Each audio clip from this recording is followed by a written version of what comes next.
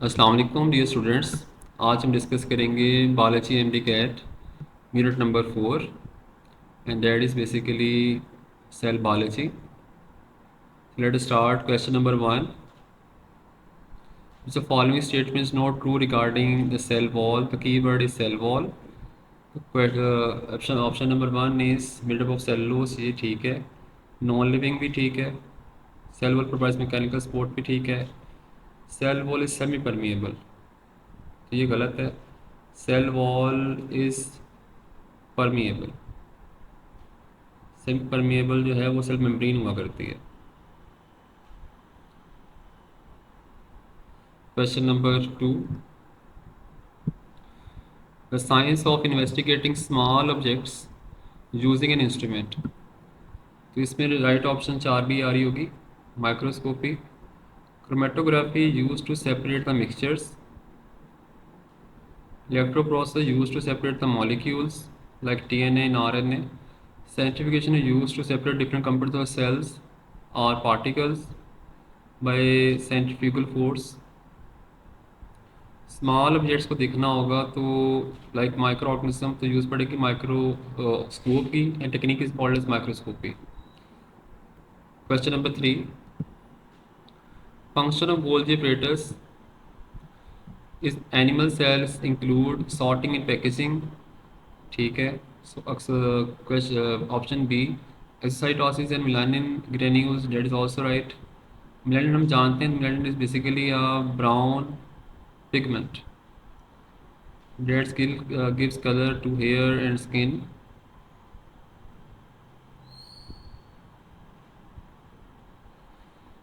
Exocytosis of thyroxine hormone, that is also right। Thyroxine is basically an amino acid hormone used to regulate metabolism। इसमें right option delta आ रही होगी। सारी options ठीक हैं। Next is question number 4, which are components of endoplasmic reticulum. First option is cisternae, tubules and vesicles, this is right option.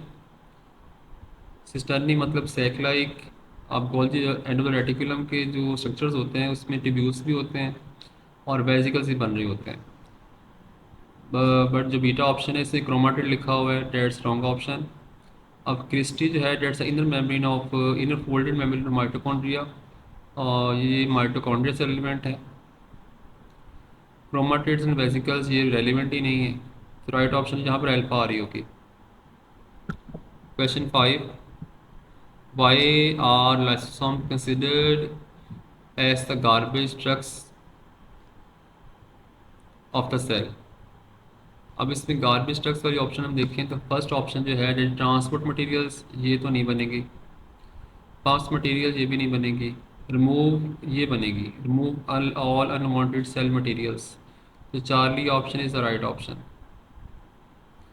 Question number 6, all our statements all the statements are true except the first option is mitochondrial called powerhouse, that's the right option।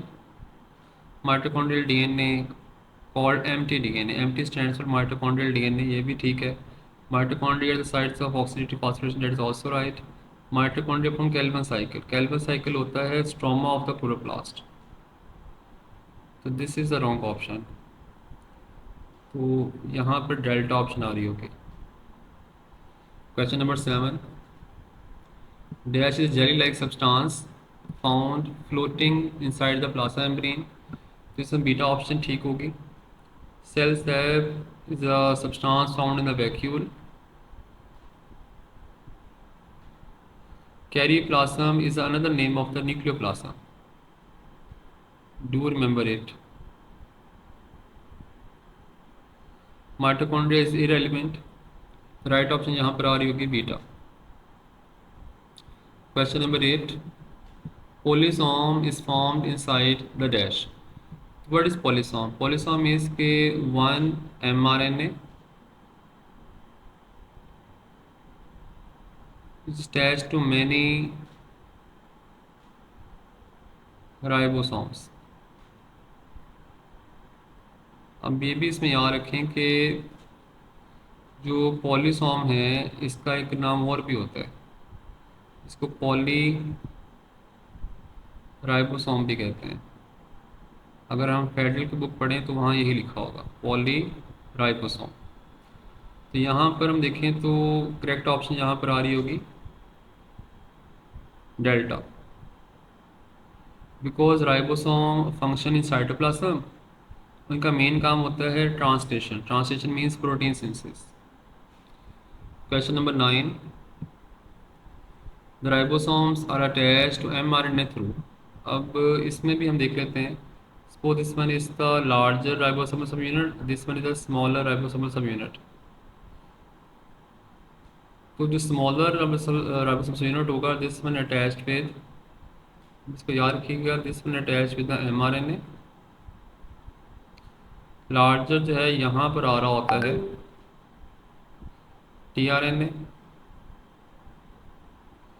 और larger जो है इस पर बनती हैं sides, 3 sides बन रही होती हैं। कौन कौन सी?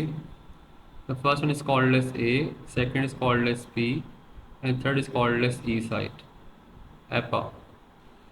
और जो लार्जर और स्मॉलर सब यूनिट्स हैं ये आपस में भी अटैच्ड होते हैं।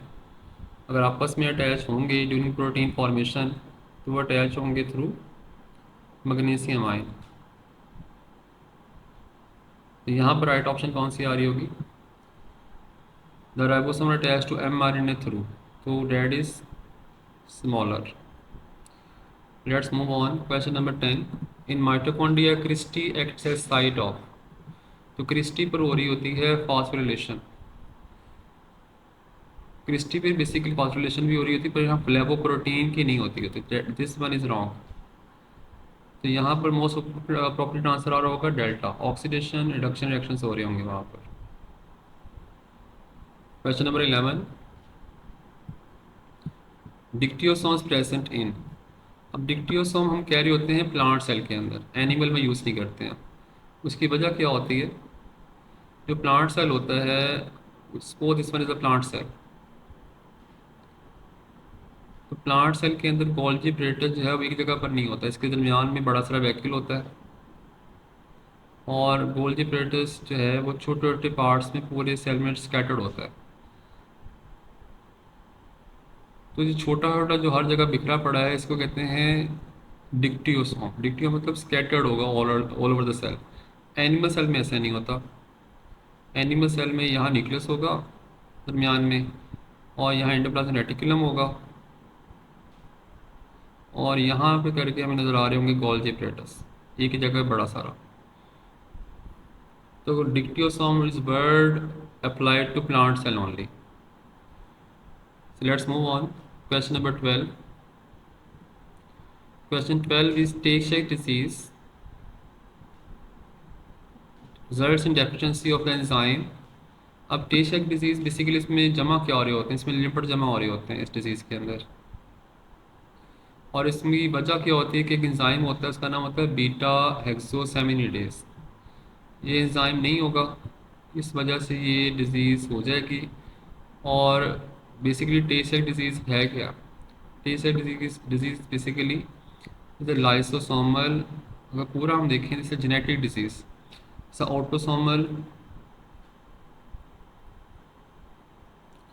Autosomal recessive lysosomal storage disease. और इसमें जो एंजाइम मिस होता है that is basically beta hexosaminidase, this one. Arginine हम जानते हैं, is one involve in the urea cycle, और इसकी होती है most alkaline pH, that is 9.7। बिस्को जो है that's involve in two processes. One is the Calvin cycle, other one is photorespiration. Glucokine is involved in metabolism of glucose. Right option यहाँ Charlie बनेगी। Question 13, mitochondria not found in. This is very important and tricky question. तो Rhizopus हम जानते हैं कि हमारे syllabus का part तो नहीं है, पर पता हमें होना चाहिए, एफएसएन करके आए हैं। Rhizopus is a fungi. Ulothrix जो है is example of green algae. और नेक्स्ट स्पेसिफिक क्या लिख दिया हुआ है हमारे पास, green algae. This one is a bacteria. अब ये प्रोकैरियोट होगा, बाकी सारे यूकैरियोट हैं। प्रोकैरियोट में माइटोकॉन्ड्रिया नहीं होता, राइट ऑप्शन आ रही होगी delta. Question 14, which structure is common in plant and animal cells. तो chromoplast, mitochondria, centriole. Chromoplast plant में होता है, माइटोकॉन्ड्रिया प्लांट में भी होता है, एनिमल में भी होता है। सेंट्रियोल प्लांट उसमें होता है, एनिमल में होता है। सेंट्रल वैक्यूल हर प्लांट्स में होता है। यहाँ राइट ऑप्शन बीटा आ रही होगी। Let's move on. Question number 15. The following eukaryotic organelle has symbiotic relation. Symbiotic relation का concept हमें किसने दिया था, मैर्ग्यूलस ने दिया था, मैर्ग्यूलस एंड श्वार्ट्ज ने। ये साइंटिस्ट थे जिन्होंने कहा था कि माइटोकॉन्ड्रिया और साइनअप उसका क्लोरोप्लास्ट का ओरिजिन बैक्टीरिया से हुआ है। तो यहाँ पर हमारे पास है माइटोकॉन्ड्रिया वाली ऑप्शन। तो 40 राइट ऑप्शन। इसका ओरिजिन कहाँ से हुआ था, according to this concept that is aerobic bacteria.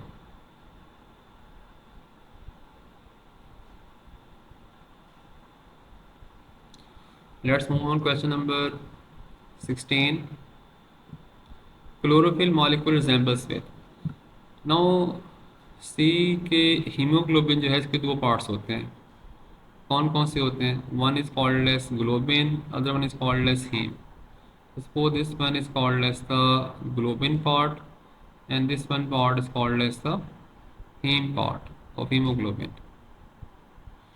Heme part जो है ना, this one resembles with the chlorophyll. अब एमसीक्यू ऐसे भी आ सकता है, एमसीक्यू ऐसे भी आ सकता है, क्लोरोफिल किससे रिजेंबल करता है, प्रोटीन पार्ट या non protein part. Globin is a protein but heme is non protein, it's not a protein, it's iron containing part. तो chlorophyll resembles the non protein part, heme part of the hemoglobin. तो यहाँ पर right option delta आ रही होगी। Question number 17, among the following is cell organelle contains circular DNA। Circular DNA उसमें होगा जो बैक्टीरिया से इवॉल्व हुआ है। बैक्टीरिया से इवॉल्व कौन सा हुआ है, क्लोरोप्लास्ट। राइबोसोम में डीएनए होता ही नहीं है, लाइसोम में भी नहीं होता, न्यूक्लियस में जो डीएनए होता है dates a linear DNA. Eukaryotic DNA is a linear. Linear DNA कहाँ कहाँ होता है, लीनियर डीएनए होता है दो जगह पर। वन यूकैरियोटिक सेल में होता है, शायद वायरस के मोस्टली जो डीएनए होते हैं वो कौन से होते हैं, वो लीनियर होते हैं। Bacterial DNA is circular DNA. Question 18, which part of the cell serve as the intracellular highway. मतलब जो ट्रांसपोर्ट में सेल के अंदर इन्वॉल्व होता है that is basically endoplasmic reticulum. ये काफ़ी बड़ी ऑर्गेनेली होती है, इस सेल का ऑलमोस्ट इसने 10% वॉल्यूम ऑक्यूपाई किया होता है एंडोप्लाज्मिक रेटिकुलम ने। और ये क्योंकि न्यूक्लियर आउटर न्यूक्लियर मेम्ब्रेन की एक्सटेंशन होती है, तो याद रखें कि endoplasmic reticulum does not show cyclosis. Question है which does not show cyclosis, तो आंसर आ रहा होगा एंडोप्लाज्मिक रेटिकुलम। गोल्जी बिट्स को याद करने का एक ही तरीका है, G for Golgi, G for glycosylation. इसका मेन काम एक ही होता है कि ये ऐड करवाए कि शुगर को to non sugar molecules like proteins and lipids. This process of adding sugar to non-sugar molecule is called glycosylation. Question number 19. Golgi को याद करने का तरीकाकार भी इसी से हम याद कर सकते हैं, G for Golgi and G for glycosylation, दोनों ही जी से स्टार्ट हो रहे हैं। तो in this way it can memorized. Question 19, the most important function nuclear envelope. इसका मेन फंक्शन एक ही होता है, न्यूक्लियो साइटोप्लाज्मिक ट्रैफिक को रेगुलेट करना। इस पर मैंने एक शॉर्ट ही बनाया था कि न्यूक्लियर पोर होता क्या है, तो पूरा था न्यूक्लियर पोर कॉम्प्लेक्स। इसके मुख्तलिफ सब यूनिट्स होते हैं, वो किस तरह काम करते हैं और कैसे होते हैं तो वो आप क्लास में देख लीजिएगा। इसमें राइट ऑप्शन आ रही होगी alpha. Question number 20, the DNA protein ratio in chromatin. तो ये हमारी बुक पे लिखा भी हुआ है चैप्टर 20 के अंदर। आपने जब ये टॉपिक स्टडी करना है ना, तो आपने दो चैप्टर पढ़ने हैं, चैप्टर 2 पढ़ना है और चैप्टर 20 पढ़ना है, if you want to study nucleic acid. तो यहाँ पर हमारे पास alpha option is the right option. Question 21, the structure of prokaryotic DNA is called. Prokaryotic DNA जो है उसको हम कह रहे होते हैं न्यूक्लियोइड। स्टोन जो है ना उसमें भी याद रखें, इसमें होते हैं basic amino acids. Basic amino acids से मुराद जिस पे चार्ज होगा पॉजिटिव। और ये बेसिक कौन कौन सी होती हैं? ये होती हैं आर्जिनिन एंड लाइसिन। मिसोसोम्स में ना सेल की मेम्ब्रेन की फोल्डिंग्स होती हैं जो बैक्टीरिया में पाई जा रही होती हैं। Now question number 22, number of chromosomes in E coli. E coli is a bacteria. Bacteria का रूल याद रखें, बैक्टीरिया इज ऑलवेज हैप्लॉइड। तो इट मीन्स के पास एक ही क्रोमोसोम होगा, तो alpha is the right option. 23, some chromosomes may have another point of union. अब ये थोड़ा सा समझने वाला है, तो हम बना के देख लेते हैं। ये क्रोमोसोम की प्राइमरी कंस्ट्रक्शन कहाँ पर होती है, सेकेंडरी कहाँ पर होती है। Suppose this one is the chromosome, तो ये सेंट्रोमेयर है दिस वन। सेंट्रोमेयर को हम कह रहे होते हैं primary constriction, the narrowest part of the chromosome, जहाँ बहुत कंडेंसेशन हो चुकी हुई है। तो कई बार होता है कुछ क्रोमोसोम में इसके अलावा कुछ और भी जगह पर बहुत सारी कंस्ट्रक्शन हो जाती है, फोल्डिंग हो जाती है, कंडेंसेशन हो जाती है। This called as secondary construction. अब इस रीजन के अंदर ना बेसिकली पाया जा रहा होता है NOR, न्यूक्लियोलाई ऑर्गेनाइजिंग रीजन। ये वो रीजन होता है जो आगे जाके ना न्यूक्लियोलाई बनाने में हेल्प कर रहा होता है। अब न्यूक्लियोलाई कैसे बनता है इस पर भी लेक्चर है मेरा, राइबोसोमल RNA। तो अगर आप डिटेल में देखना चाहते हैं तो आप काइंडली वो लेक्चर देख लें, राइबोसोमल RNA किस तरह बन रहा होता है। तो यहाँ पर जो राइट ऑप्शन आ रही होगी वो अल्फा आ रही होगी। Question number 24, DNA molecule in prokaryotes is. तो प्रोकैरियोट में डीएनए सिंगल होता है, सर्कुलर होता है, डबल स्टैंडर्ड होता है, तो right option is alpha. Question 25, what are the subunits of prokaryotic ribosome. तो प्रोकैरियोट में होगा 50S एंड 30S, दोनों का अलग अलग पूछा गया है। तो 25 का अल्फा ऑप्शन आ रहा होगा। 26, तो 26 जो है, the process of genetic recombination prokaryotic takes place in. तो यहाँ पर डिफरेंट ऑप्शन लिखी हुई हैं, ट्रांसफॉर्मेशन, कॉन्जुगेशन, इसमें राइट ऑप्शन डेल्टा आ रही होगी। अब याद रखें कि प्रोकैरियोट्स में तीन तरीके होते हैं। तो फर्स्ट ट्रांसफॉर्मेशन। ट्रांसफॉर्मेशन मतलब होता है कि एक मीडियम है जहाँ बैक्टीरिया मौजूद है और उस मीडियम में डीएनए मौजूद है, बैक्टीरिया उस मीडियम से डीएनए ले रहा है। कॉन्जुगेशन जो है ना, इससे मुराद है कि एक बैक्टीरिया दूसरे बैक्टीरिया से डीएनए ले रहा है थ्रू पिल्लाई। जो दे रहा है वो डोनर होगा, जो ले रहा है वो रिसिपिएंट होगा। तो इसमें आप लेंगे थ्रू पिल्लाई, बैक्टीरिया ले रहा होगा। ट्रांसक्शन में क्या होता है, इसमें एक बैक्टीरिया जो है उसका डीएनए जाएगा किसी बैक्टीरियोफेज के पास, और बैक्टीरियोफेज से वो ट्रांसफ़र हो रहा होगा किसी और बैक्टीरिया के अंदर। तो यहाँ पर वेक्टर कौन हो जाएगा, बैक्टीरियोफेज। तो बैक्टीरियोफेज के थ्रू होगा, that is called as transduction. तो राइट ऑप्शन यहाँ डेल्टा आ रही होगी। Question 27, in dividing cells the nucleus dash and chromatin material is replaced by. तो डिवाइडिंग सेल में न्यूक्लियस तो वैसे डिसअपियर हो जाता है, क्रोमाटिन कन्वर्ट हो जाता है क्रोमोसोम के अंदर। तो right option is Charlie. 28, haploid number of chromosomes in frog fruit fly. तो फ्रॉग में 26 होते हैं, तो यहाँ पूछा है हैप्लॉइड सेल, तो की वर्ड इज हैप्लॉइड नंबर। तो यहाँ पर 26 का हाफ होगा 13, तो ये वाला आंसर आएगा इस पर, 4 एंड 7। फ्रूट फ्लाई में 8 होते हैं, पी में 14 होते हैं, तो राइट ऑप्शन बीटा आ रही होगी। 29, the nucleolus is largely composed of. तो इसमें राइट ऑप्शन अल्फा ही आ रही होगी, राइबोन्यूक्लियोप्रोटीन्स। वजह यही है कि न्यूक्लियोलस जो है ना, इसमें राइबोसोम बनाने होते हैं। इसका होता है राइबोसोमल आरएनए बनेगा आगे जाके। तो राइबोसोमल आरएनए मतलब राइबो न्यूक्लिक एसिड, ये अटैच होता है प्रोटीन के साथ, तो बन जाएगा राइबो न्यूक्लियोप्रोटीन्स। तो दोनों इन्वॉल्व होंगे in the formation of ribosome. That's all for today. उम्मीद है कि आपके क्वेश्चन सारे ठीक होंगे। All the best for your MD CAT. अपना ख्याल रखिएगा। अल्लाह हाफिज़।